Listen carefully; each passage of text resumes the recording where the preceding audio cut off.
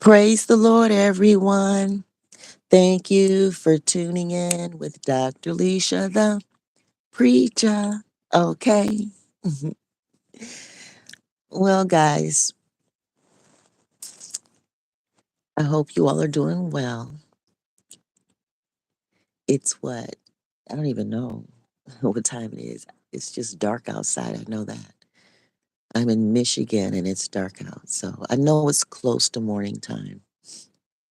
I just didn't look at the time before I started. Please click like, subscribe, and hit that notification bell.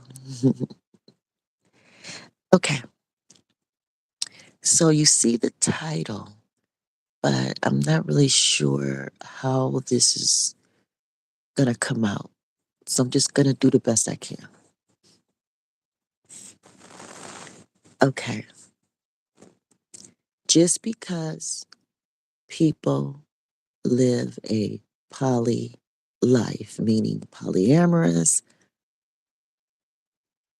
polygamy, polygamy, polyandry, whatever, live a life of multiple loves. Okay. Doesn't mean that their life is better, special, you know, that they're doing something, like an alternative per se to monogamy. Poly is not meant to suggest that monogamy isn't good or the right thing, or it's just not a competition. Monogamy is monogamy, period. Some people are monogamous. Some people have only been with one person their entire life. Not many. I really don't know any monogamous people, to be honest. I really don't. To me, monogamy is you are with one person only your entire life, period, as the Bible suggests. To me, monogamy is not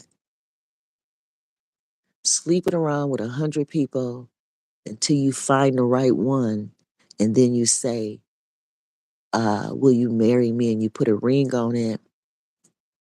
And even during and after you say that, technically you still are really running around with a bunch of people anyway.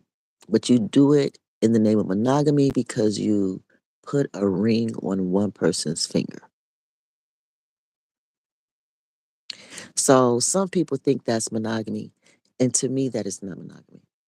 That's just like non monogamy. It's a type of non monogamy.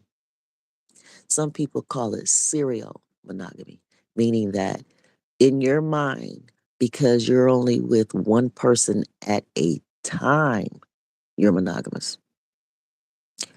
True monogamy is you have waited for your one person. I don't care if you're 15, 20, 25, 30, 40, 50, 60 years old. It don't matter. When you meet your one, you have waited, you're not having sex with nobody, you are focused on the Lord, living your purpose, and you're waiting for that one person. And when that one person come, you identify them and you get married according to what you think marriage is, and that's it. There's no one after that. There's no one before or after. That's monogamy. So if you haven't done that, then you're non-monogamous. You're non-monogamous. Period. So let's get back to poly. Okay. People who have multiple loves. I'm poly. I've been poly my entire life, whether I realized it or not. The first time that I had sex willingly, the very first time that I had sex willingly, I was 14 years old, and I considered that young man my husband. No, we did not go down the aisle wearing, wedding clothes and, we never filed paperwork at a courthouse or anything like that. Nothing like that. But we were together. I think we dated like almost a year before we had sex. We knew of each other through each other's families. He had an extremely large family from the South, and I had a fairly large family too, you know. So our families worked together. Like he had a bunch of uncles and aunts, and I had, family, they all worked in the same plant. And, it's just, our families were well connected and it made it easy for us to be together. And the family supported us being together, you know. He used to drive me to be on TV. I used to dance on a TV show called The Scene. Throw down, throw down, throw down. Those from Detroit who watched The Scene back in the day know what that means. So anyway, my first husband was at 14 years old, and that relationship lasted, a long time. It lasts a long time, for a couple of kids. Had we been taught by our family in the church that we were married, it's possible that we would have stayed together forever. It's possible, but we weren't taught that what we had was real and considered marriage in Most High's eyes. We weren't taught that. The law of this land only acknowledged the legal stuff, only. And that's not fair and it's not biblical to me. Not to me. So, anyway, after he and I broke up, the next guy, there was a next guy. And that relationship lasted about a year. And after him was the next guy. So again, I have been poly my whole life, whether I realized it or not. I was not taught that the very first person that I willingly had sex with. Now, according to the world, prior to that, I had been, ruined as a child because, I endured 6 years of incest and molestation in my family, in my own bloodline, in my own family. So, according to the world, I was already ruined anyway, ruined and spoiled. But in my mind, heart, based on my relationship with Most High, my first marriage was at 14, you know. So, after that, again, I wasn't taught to value and hold on to that relationship. I wasn't taught, we didn't know, you know. So, to me, that's where my poly life began. And even before him, there was a guy before him, but we just never had sex. I dated a guy before him. I was like 12, 13 years old. I was 11 when that particular uncle ended up dead. I was 11 years old when that particular uncle ended up dead. And I was able to start a healing process by finding a speck of his blood on the wall in the basement where his death occurred. Somehow his head ended up being blown off in the basement of his home where I used to be babysat at. So even though all the blood and bones and everything was cleaned up and everything, I still had it in me at 11 years old to go find a speck of his blood somewhere. And I did. It was a little crack in the wall, like a little spot in the wall. And it was a speck of blood embedded in that crack in the wall. So I touched it with my finger and I was able to, I have abilities, guys. I'll just put it that way. I have abilities. So Again, I understand things on levels that maybe some people don't. I don't know. I'm just sharing my story. So, with all that being said, I now recognize that I have been polyamorous since age 14. I was exposed to it as a child, forced to juggle three different uncles. So, juggling three different uncles for 6 years as a child, forced me into it. But I began my own journey at age 14. And because I didn't stay with that young man that I willingly had sex with, that opened me up to not being monogamous anymore, of my own right, you know. I wasn't taught that, by the people in my life. No one was really into church like that or into reading the Bible to understand it on those levels. So here I am, years and years later. I come across a couple. I come across a couple some years later.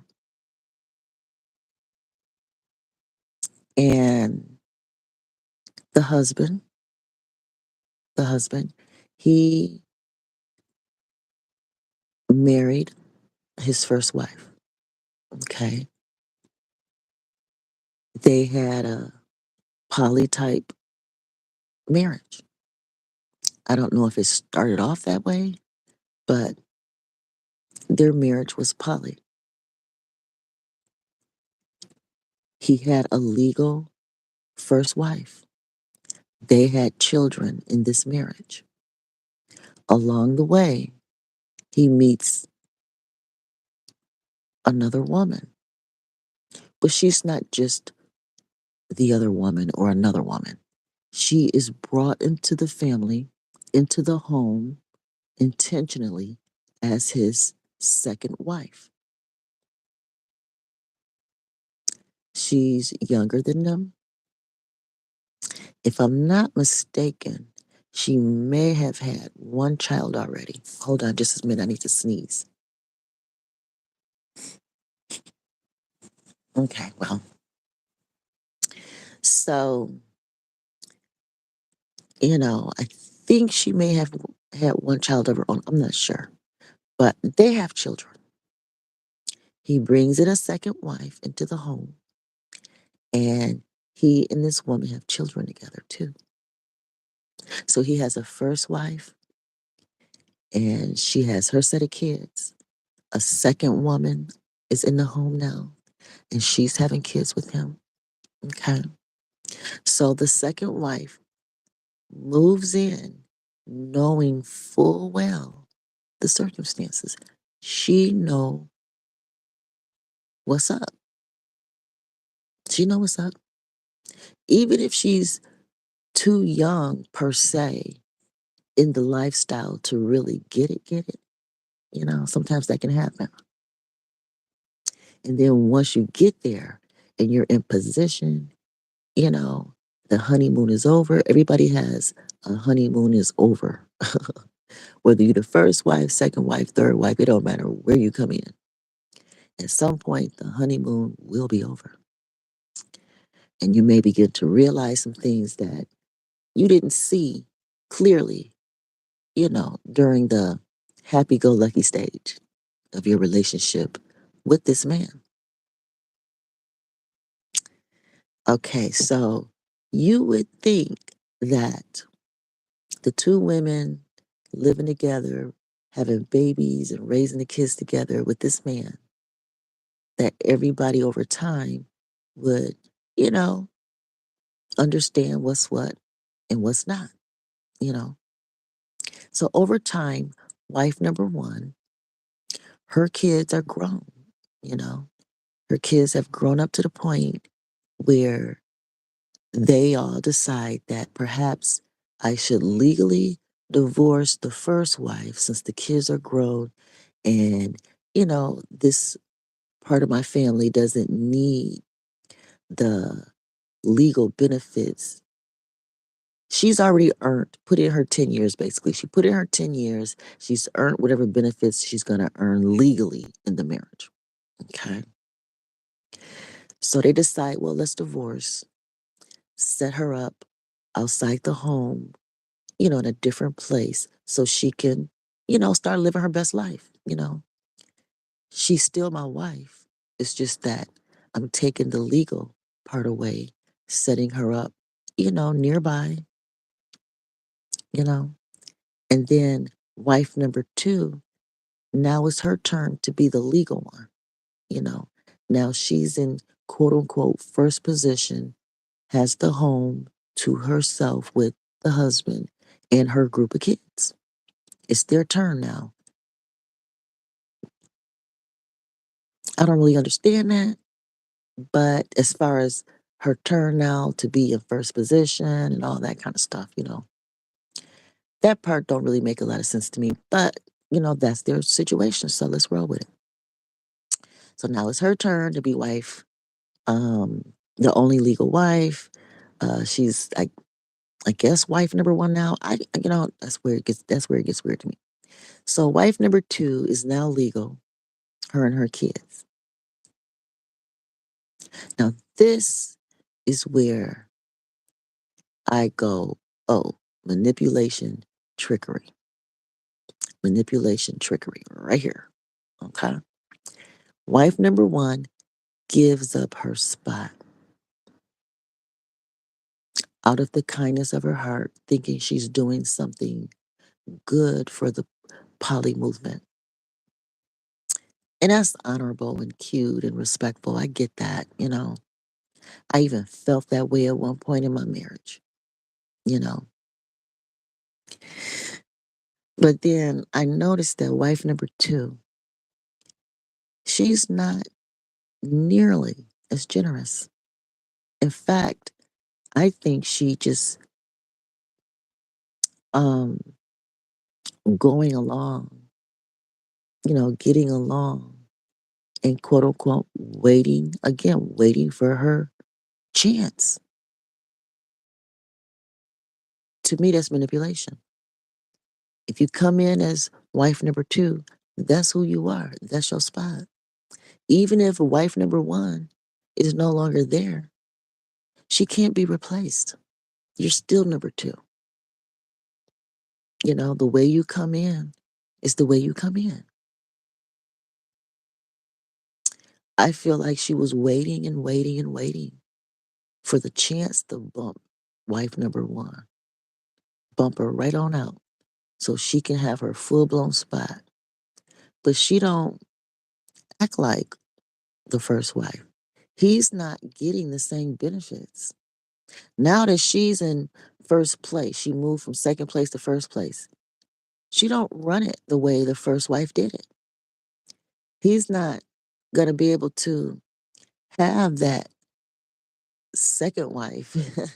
Like you know what I mean? She's not going to have it like that. There will not be a second place, third place, whatever up under her.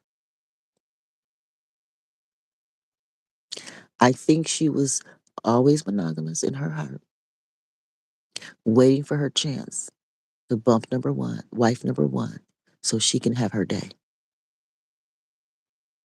To me, that's manipulation.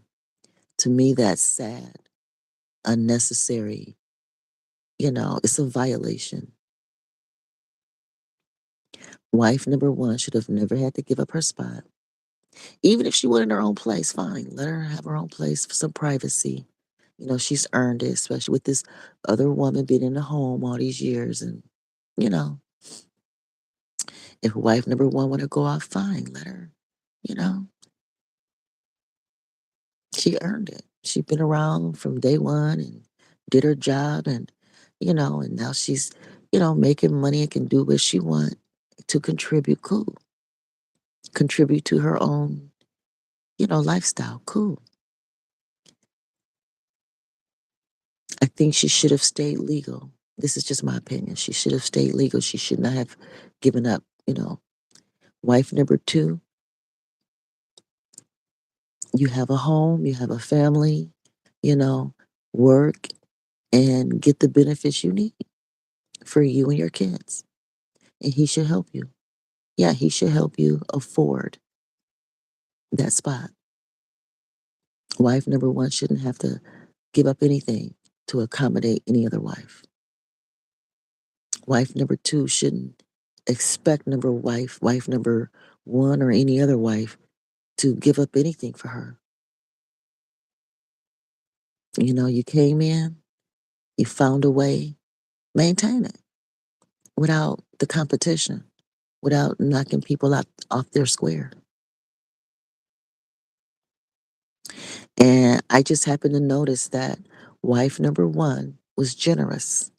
It was true to the lifestyle, true to the system. Wife number two, I saw manipulation. It was always her goal to be competitive, bump wife number one, and get that spot.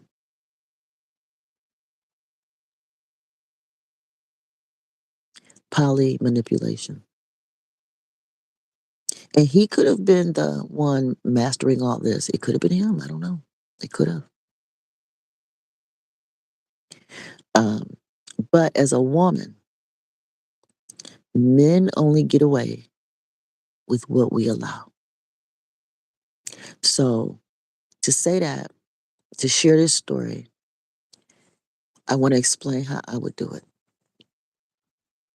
First of all, I prefer to be the first wife, period. I prefer to be the first wife to any man.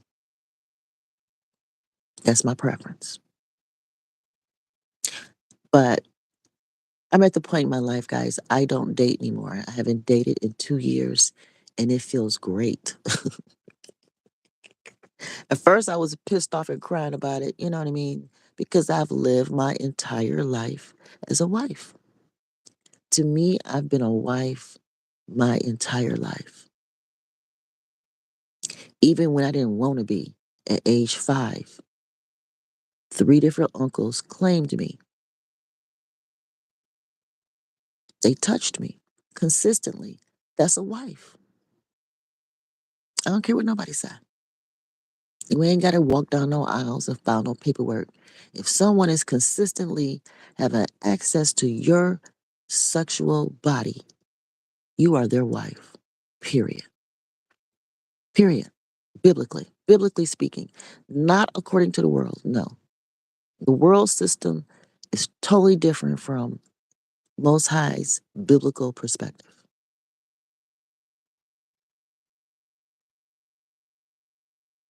So, again, it was wrong for him, and it was wrong for the second wife to allow the first wife to give up her spot, basically put her out. No matter how nicely you dress it up and all that, make it, justify it, dress it up and justify it, to me is still wrong. So I prefer to be the first wife, but I don't even care to date anymore. So I'm just married to Most High. I'm the bride of Christ, and I choose to stay there at this point. My journey with being, you know, available to men to help them on their journeys. I'm retired, guys. I'm retired. Now I may go out sometimes and, just have fun with people. You know, I don't have a problem with that. But I am not bound to anyone anymore. But what I would advise people going forward, based on my experience, a whole life worth, going forward, first wives, do not divorce. Do not give up your spot, because Most High hate divorce. Most High don't want anyone to divorce. Nobody. If your heart is hard and you just gotta do it, then it has to be because of some type of violation. They say infidelity or whatever. That's weak. Weak water, but hey, So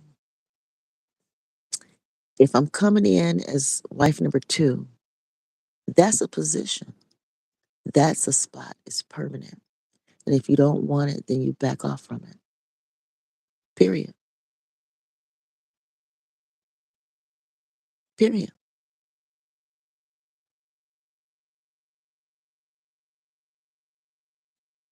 Period. First is first in all its glory. If you're second, based on the laws of the land, a man can legally have one wife at a time. Your benefits are limited, not by much. It's a very small margin. At this point, what you're talking about, Social Security benefits, maybe a pension. Most people don't even have a pension no more. So it's not much that you're sacrificing being in second position. He can still have land in your name, property in your name. He can still have you set up financially, you and your children. There's no excuse to create a whole divorce going against Most High out of greed, out of image, out of pride. It's just no excuse. And I've played the other woman, the second position, not so much wifely, but I've played the role, had some minor roles on my little poly research journey. I played a few minor roles as the second. Nothing heavy,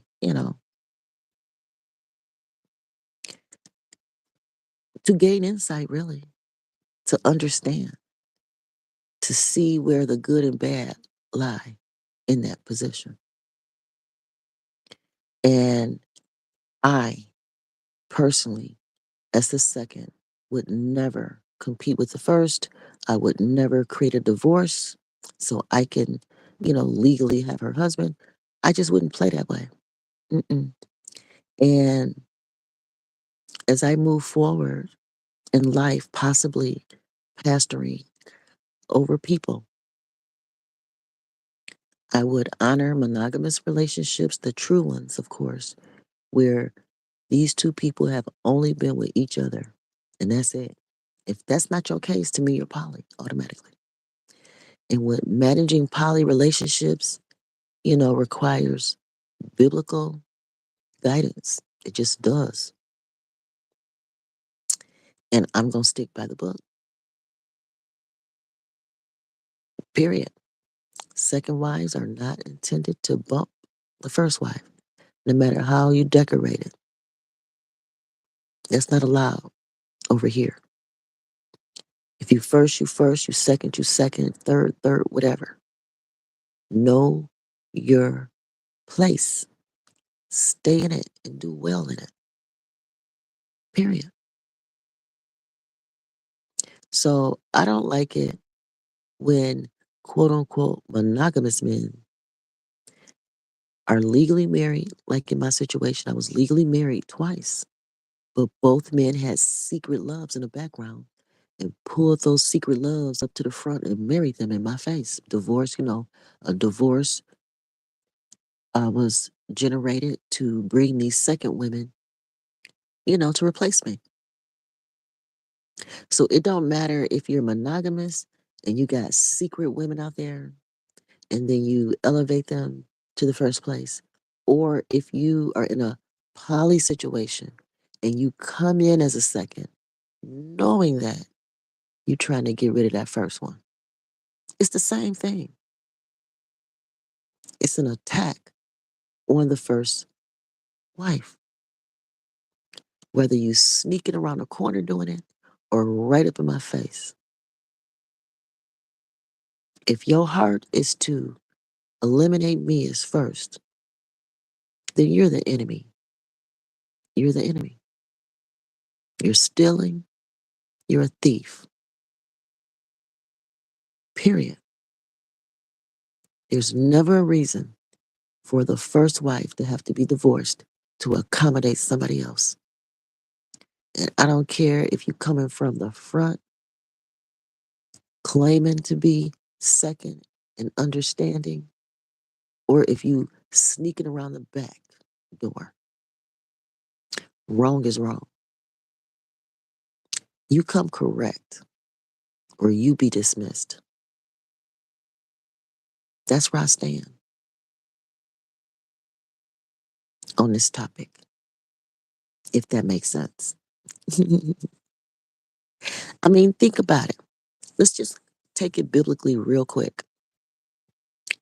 Jacob, the father of Israel, God's chosen people.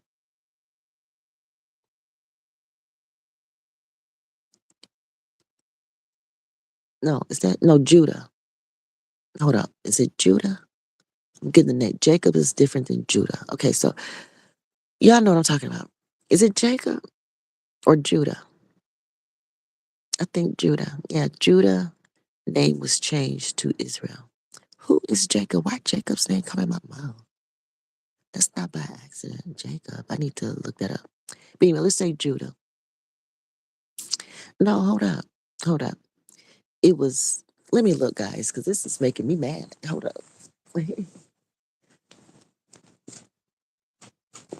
Not mad, mad, but hold up. Okay, so there's the tribe. There's 12 tribes. And hold up. Okay, let me put it this way. The one who married the sisters, Leah and Rachel, whoever he is. I want to say his name is Jacob.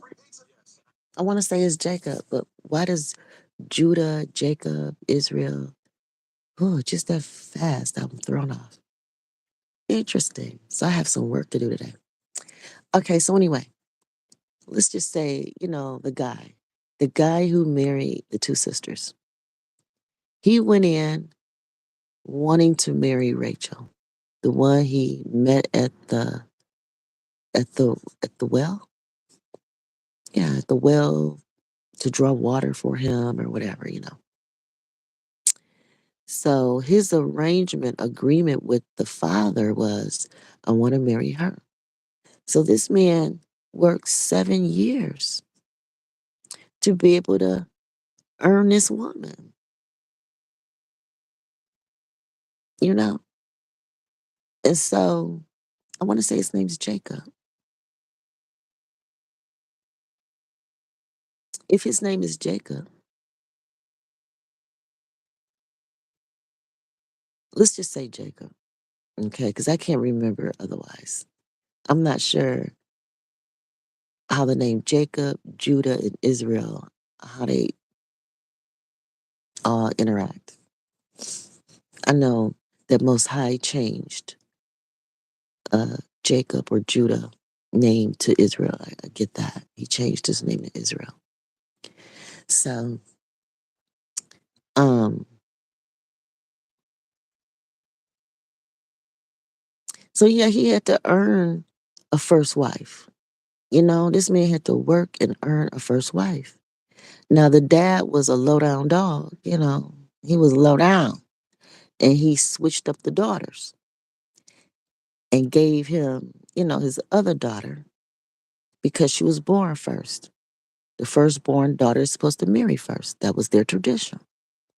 So he got tricked. Trickery can happen. See how trickery can happen in these polygamous relationships. Even people's parents can be all tricky, deceptive. What was the dad's name? Uh, I'm horrible with these names. Oh my God, I'm getting old. So anyway, so he had to work another 7 years to get the one he wanted, Rachel. And so she came in second place. That wasn't the place she wanted. She didn't want that place. But it's what her dad did to her. Her dad did that to her. But there she is. But Leah was not going to give up her spot. Leah Whether she was hated by Jacob or not, she didn't care. She did not care if,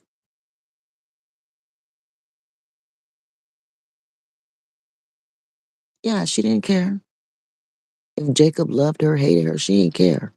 She knew that was her spot. That was her spot. That's all she knew. And she was not giving it up.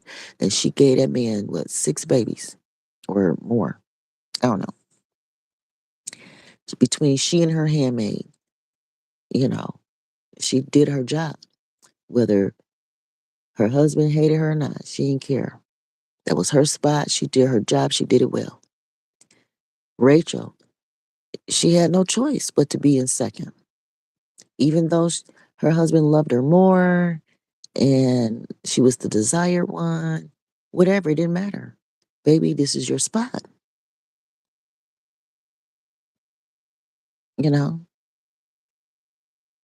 So, because people labor and sacrifice,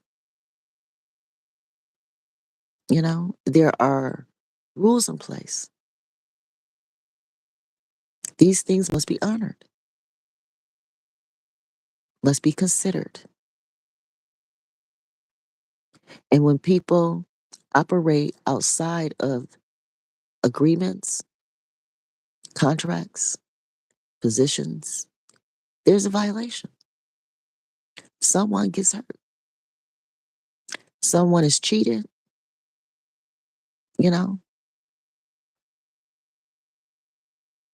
So as time went by, I realized that I don't want to be involved in poly situations where divorces take place to accommodate somebody else. I don't. I'd rather stick with the biblical way of doing it. The first wife deserves to keep her spot. If other wives come along the way, so be it. But do not punish the first wife for what she has already earned. And she is biblically sound to have.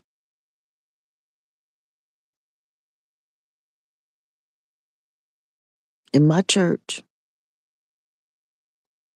based on my life experience, no divorce is granted. No legal divorce is granted. Just because you're legally married to somebody, do not mean you have to live with them. You don't. Legally, if you don't want your wife, you know, if you don't want your wife, you don't have to live with her. But legally, do not punish her legally. Not in my church. And if a man just determined to legally get rid of his wife, you have to pay her. You have to accommodate her lifestyle. Period.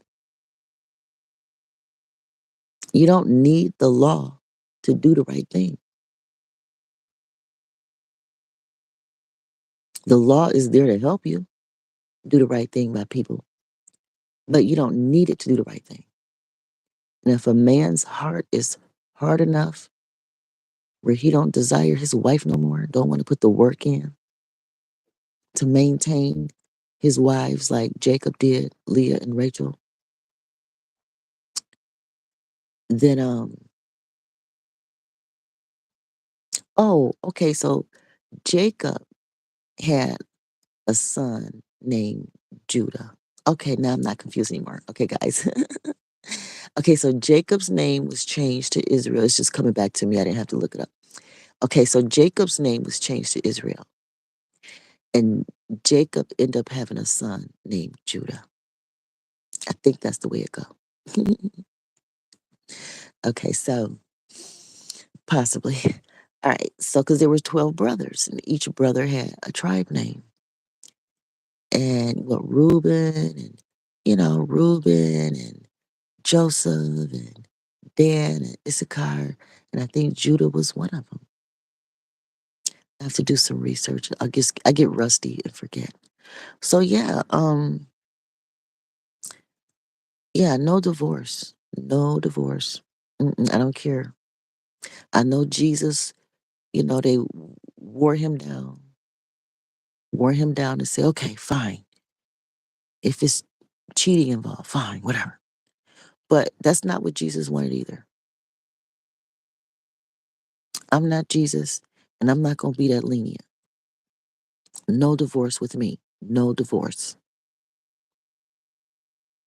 Y'all got on Jesus' nerves and wore him down and say, okay, fine. Except for us, it's, infidelity. Well, that's him. And y'all got to keep in mind, some people believe that Jesus never had a wife and didn't have kids and stuff. And if that's the case, then he just, that's a part of life he didn't get. He didn't get that experience.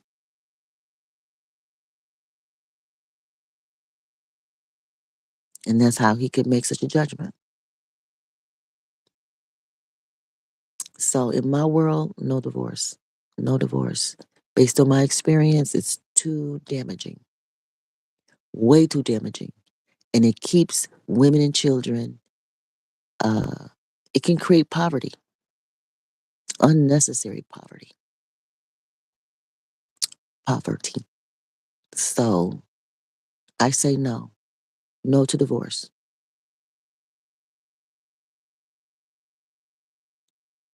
Unless you're with one person only, your entire life, then you're poly anyway. You just, you have multiple loves and multiple partners anyway. In your lifetime, if you've been with more than one person sexually, you're poly. And in the poly world,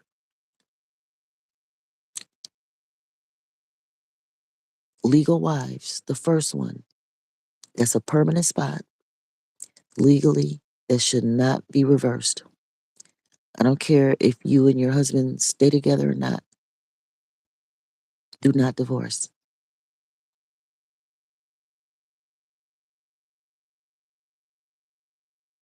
Do not divorce. So I made the mistake of divorcing the first time. I made a mistake. And I can admit that. I made a mistake by divorcing. I didn't have to live with him. I didn't have to stay living with him, especially since he had other women. He had other women. I did not have to stay living with him in the same house. Some women cannot live that way.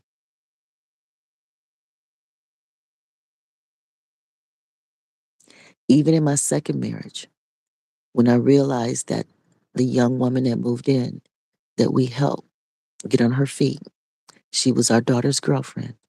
The moment I realized, about a year and a half after she moved in, around the time that I realized that she was going after my husband, or he was going after her, or they were going after each other, however you want to put it,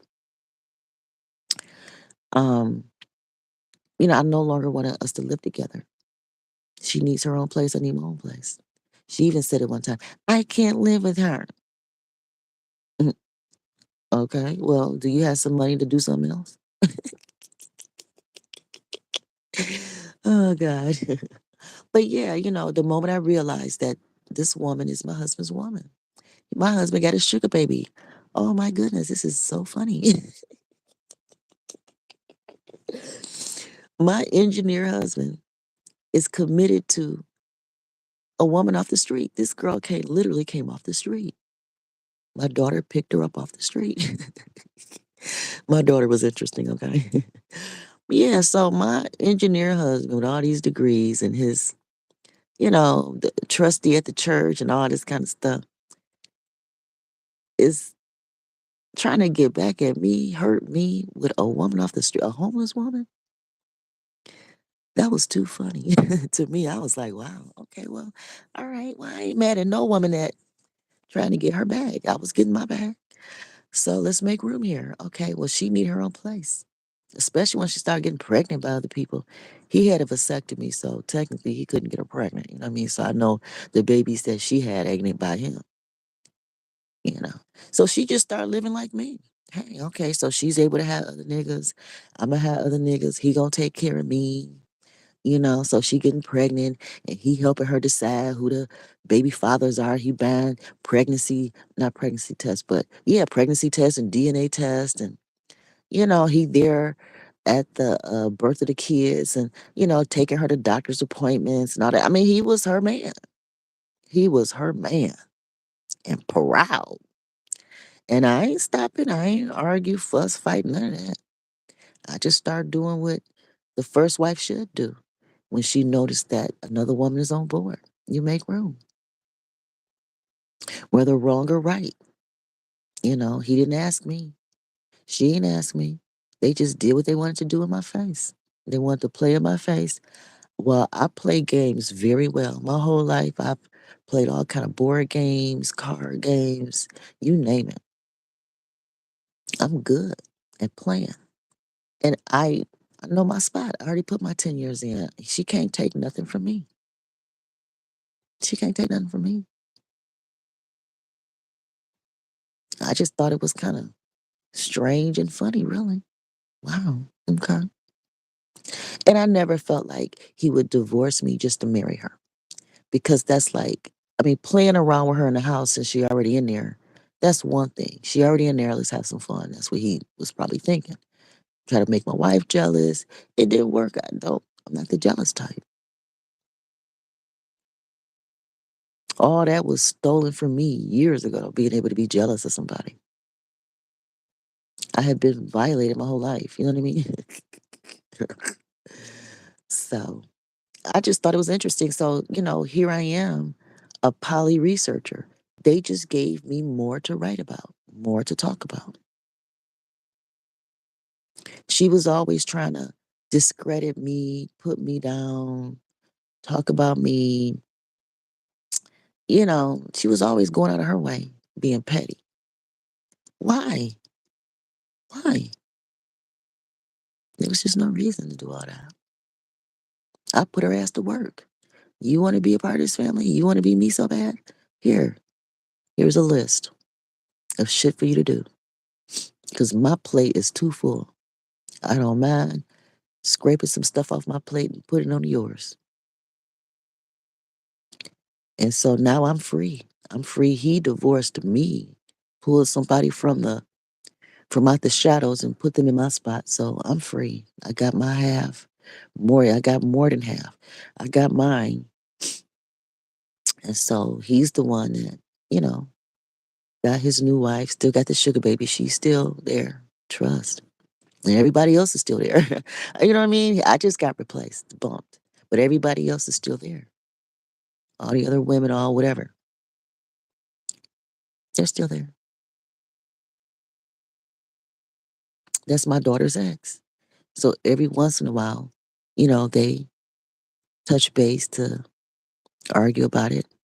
Or I don't think my daughter's the arguing type. So every once in a while, my daughter just let her know, look, you wrong. That was my dad. She always make it about me. Well, your mother this, your mother. My daughter be like, it's not about my mom. You were my girlfriend. Why you keep going to my dad? Why you keep? I can't even have a relationship with my dad because you keep being around. So every once in a while, they had that little awakening, the two girls. But he don't care. You know how men are. As long as they happy, they get what they want. They let us women figure it out the rest of the way. That's sad. Real sad. But yeah, I don't have a lot of respect for situations where the husband will divorce the first wife to let the second wife have a quote unquote turn. Shot at first place. To me, that's not good poly hygiene. I don't think that's biblically sound. It's not necessary, So that's my take on it. And so, you know, if anyone wants to talk to me about what should we do, just know right now, I do not grant divorce. I will not grant divorce. And for the record, My first divorce, the pastor that we were under, he was wrong for granting my divorce. I would not have divorced had he said no. And the reason why I'm blaming him or holding him accountable is because he had multiple wives. He had a legal wife, and then he had women that he had set up in homes around the church. The church owned houses around the church building, and his other women were living in these houses. At the time, I didn't know. At the time, I didn't know. I found out years later that what that man was really doing. And it hurt me because had he just told me the truth about his own life, then I would have been like, okay, so you have your main wife and she gets everything. And then you have these other women that love you and support the ministry and you take care of them too. Then I would have knew how to navigate in my life better. I wouldn't have had to give up a business that I started with my first husband. You know, I would have knew how to protect myself and my daughters from, these other women. He didn't give me the play that I needed to be successful in the marriage. He let me out of it, which, I end up in a second marriage and severely mistreated. I end up in a second marriage treated like trash when I already had achieved everything the first time. I'm trying to secure stuff in a second marriage that I had already achieved in the first marriage. And the second marriage was very stubborn and was not going to honor anything about me. There was no honor in the second marriage because I walked away from everything that I had the first time. I had it all the first time. I had it all. I had it. And my pastor allowed me to walk away. Poor advice. Poor advice. He should have been honest about his life. I would have did things differently had I known the truth. But, that's a long time ago. I learned from that. And based on that, I tell even my own daughters, baby, put your time in. Don't give up your spot. You first. Don't give it up. You don't have to live with him if he ain't doing you right. But don't give up that legal position. Keep it. And it's a lot of women that would tell me, girl, you stupid. Don't, you know, okay, fine. I lived the consequences of doing it the wrong way. I lived out the whole consequence. And Most High would not let me off easy. He made me stay in that second marriage and suffer and endure it all until that man left me. Now, I didn't have to physically live with that man. I didn't have to, but I chose to. I didn't want to cheat myself out of the consequences of my own choices. I didn't want to cheat myself. Everybody needed to see me suffer. Everyone that saw me walk away from that first marriage, I had it all in that first marriage. I mean, I had it all.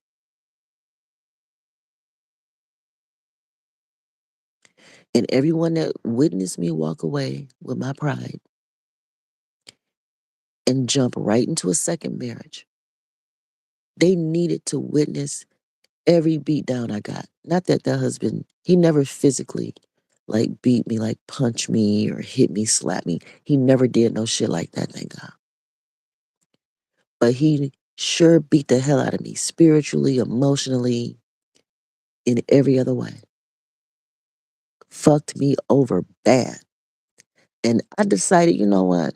I'm going to take it because I need people to know that this is some wrong shit. And I stayed and I even prayed along the way and Most High would tell me to stay. I mean, what do you do? When God tell you to do something, you do it. Or it's going to be worse. So I let everybody walk with me, witness my walk of shame. I let everybody witness my walk of shame. and that man left and divorced me and brought his secret woman. Ain't no telling how long that woman been around. Who knows?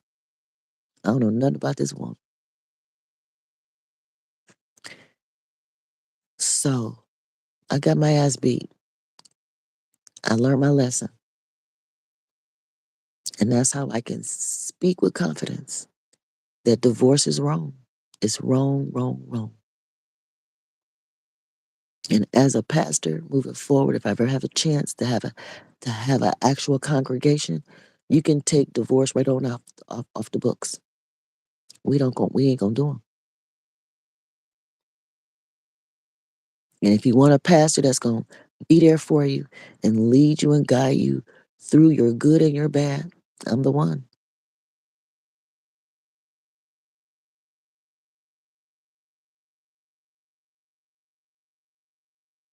So that's it, guys. I think that's all I need to say on that. Always pray and seek the Lord on everything and have faith. Most High will lead you through the good and He will lead you through the bad. He will, your own bad choices. And I didn't want to cheat myself that second time. I let my husband drag me however he wanted to so that I would learn and be a witness to other people on what you should not do. And Most High delivered me and He's restored me. I may be a little rough around the edges. Well, I am from the hood, you know. No matter how much college education I have and no matter how many vacations I've gone on and fancy dinners fancy tables I've set it over the years or whatever, that don't mean shit. I'm still from the hood, y'all. And I wish a motherfucker would, you know. Most High, that's the Most High in me. Again, y'all, Most High, Jesus, the Spirit in me, in me, and it come out. It's just some hood guy from just some guy from the hood, for real. Some guy with an afro in the hood. uh-huh. You know, to other people, you know, Most High, your inner voice sound different than mine. Mine's is real gangster.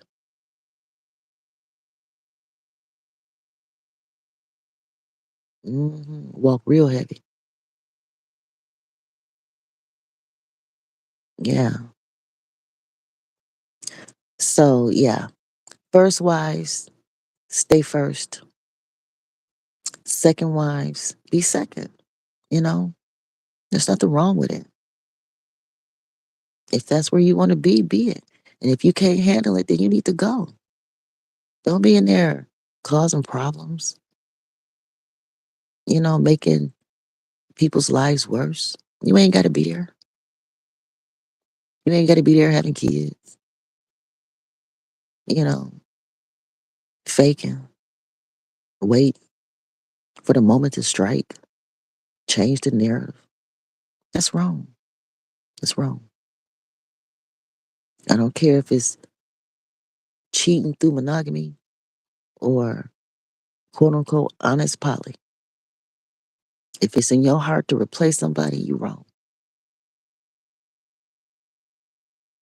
If anybody gonna get replaced, it's you. I'm just saying. Okay, guys. I know I have a different perspective on things. I know. Based on the Bible, based on my own life experience, based on just watching other people, judging matters. You know, we're supposed to train up our children in the way they should go so that when they are old, they won't depart. So that's why I have to teach my kids what I believe is right or wrong. And even my baby sister, rest in peace, Wanda. I love my baby sister. Even when she got, you know, uh, legally married her second time, I told her, "Stay married, baby, stay married." And they didn't legally, I mean, they didn't always live together, her and her second husband. They didn't always live together. They did not live together for a long time. But I told her to stay legally married, and she did. My baby sister listened to me. We both divorced the first time. We both did. And we learned from that. We both learned from it as sisters holding hands. And the second time, we promised each other we would stay married and do right because we felt that was the right thing to do.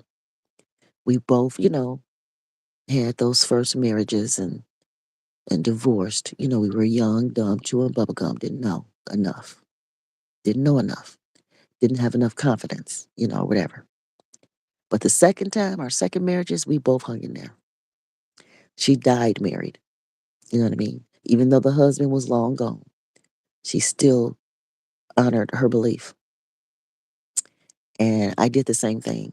And so, even though according to the Bible, I have the right to go get another husband because that last husband, you know, divorced me, you know, but um, I'm choosing not to. I'm choosing not to based on the fact that I'm just done with marriage. There's just no reason for me to be legally married to nobody, you know. I don't desire to live with anybody anymore. Now, do I miss the feelings of it? Yeah, I miss having, you know, a man to be in my bed and take the trash out and fix stuff around the house. Yeah, I miss that. I was raised that way. I had granddaddies, I had a granddaddy and I had, fathers coming up, a stepdad to do stuff, you know what I mean? So I'm used to men around. I'm used to men being around. But I'm just 55. I know who I am. I belong to the most high. I'm the bride of Christ. And I just don't, I'm done. I'm retired. I'm old now. Shoot. It's time for me to help other women get to the finish line. Help other families make it, you know? Help other women and children make it through legal marriage, through whatever. Even if you're not legally married, you still gotta make it. Still gotta make it, you know? All right, guys, I'm done. Click like, subscribe, the notification bell, and donate to my channel. Donate. I'm not monetized on here. I don't get paid. So, I appreciate the donations and love offerings. And they do come through. They do come through. And I'm like, wow, this is nice. I thank the Lord for you. My Cash App, PayPal is Dr. Leisha the Preacher. And the is THE. Dr. Leisha, the THE Preacher. All right, guys, you all be blessed. Bye.